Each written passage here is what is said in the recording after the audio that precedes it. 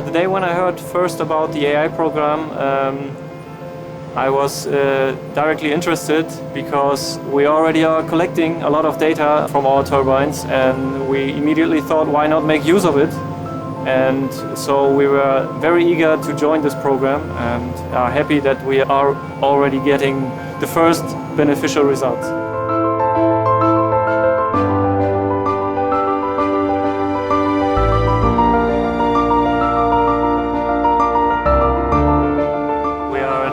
Wind farm Rivgard at the location R19, and we have to exchange one of the main components on the turbine here. Today we are going to exchange the electric generator, which is located up in the nacelle, and we are waiting for the right conditions to start the job.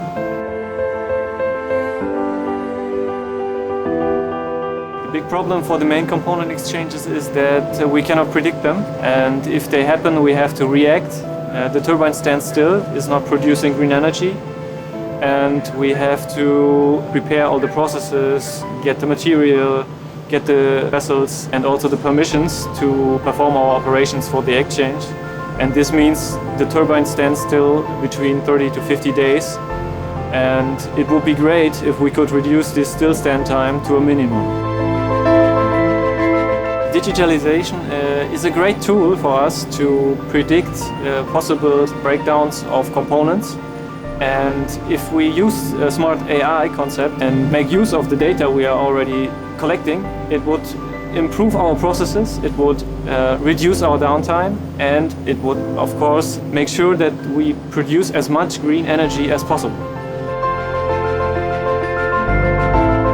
We always had a lot of information from all the several components in the turbine, but the AI approach is correlating all these single data blocks from the components, and now we get a bigger picture of the whole turbine, which gives us the option to predict defects as early as possible and to react as quick and as efficient as possible. And to summarize it, I think the AI approach will be a big success for us in the future.